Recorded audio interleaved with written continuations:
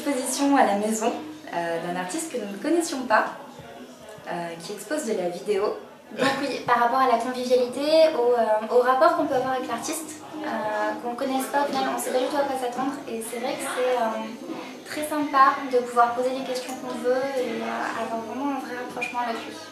Dans l'idée, c'est intéressant d'avoir un peu le musée qui vient à la maison en fait, parce que c'est vrai qu'on n'a pas toujours envie de se déplacer, et puis souvent quand on se déplace au musée, comme j'ai pu en débattre dans la soirée, on n'a pas forcément la chance d'avoir l'artiste sur place qui va nous expliquer son concept, ses œuvres, etc. On n'a même jamais cette chance-là, enfin en ce qui me concerne, j'ai jamais pu parler directement avec un artiste.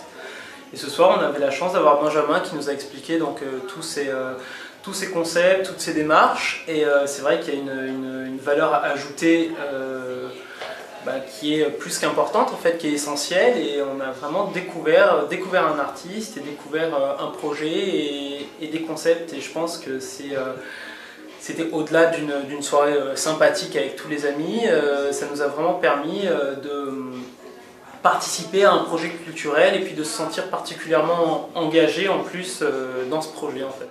Qui je suis Benjamin Roy, je suis un artiste qui fait de la vidéo et de la photo. Ce soir je présente 4 œuvres qui sont 3 portraits qu'on peut apercevoir derrière moi et sur moi.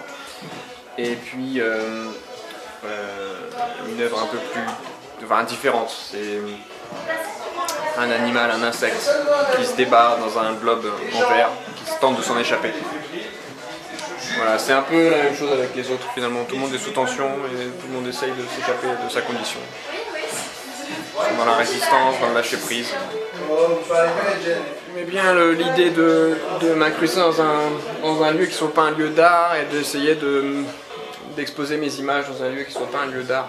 Vraiment envahir l'appartement, comme on peut le voir derrière, jouer des reliefs, jouer des lieux, que ça soit fait sur le parquet, que ça joue sur les portes, qu'on joue des déformations, que ça soit fait dans les vitres, dans les portes vitrées, voilà, de ramener un côté humain aussi à l'exposition, parce que du coup les gens regardent les vidéos, mais ils restent là 3 à 4 heures assis sur le canapé et ils continuent à regarder les vidéos, ils la regardent plus, ils boivent un coup, ils mangent des trucs, ils continuent à regarder les vidéos. Le ressenti n'est pas du tout le même que pendant une exposition dans un musée, je pense. Je pense que ça fonctionne, je pense que l'installation des vidéos fonctionne. Je pense avoir atteint mon but avec les gens, vu les retours que j'ai et vu les questions qu'on m'a posées sur les vidéos. Les réactions sont bonnes. Si je devais le refaire, ouais, bien sûr. Sans hésitation, ouais, c'est cool. J'adore ce projet en fait. J'adore l'idée qu'on invite un artiste dans un appart qu'il ne connaît pas, qui sache vraiment pas où il va quelques heures avant. C'est très intéressant. En termes de scénographie, en tout cas, c'est intéressant parce que je considère les expos comme un objet à part entière, comme un livre. Voilà, une expo, c'est pas juste jeter ses photos ou jeter ses vidéos sur un mur, c'est un objet à part entière et du coup, il faut jouer avec ce qu'on nous propose.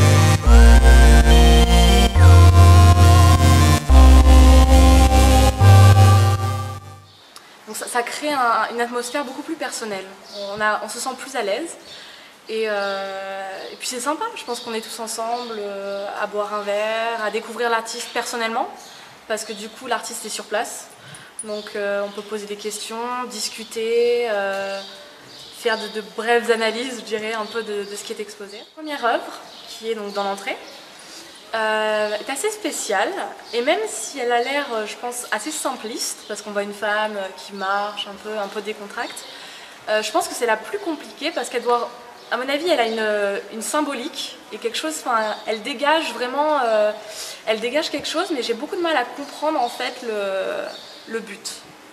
Et après, donc, on a 2 autres personnes qui sont exposées dans le salon et là, à ce moment-là, c'est un peu intriguant. Parce qu'on a 2 personnes qui ont des comportements un peu étranges. Et c'est vrai qu'on a du mal à comprendre ce qu'il se passe donc dans leur tête, peut-être devant eux, Peut-être il se passe, je sais pas, ils sont en train de voir une vidéo, quelque chose de choquant.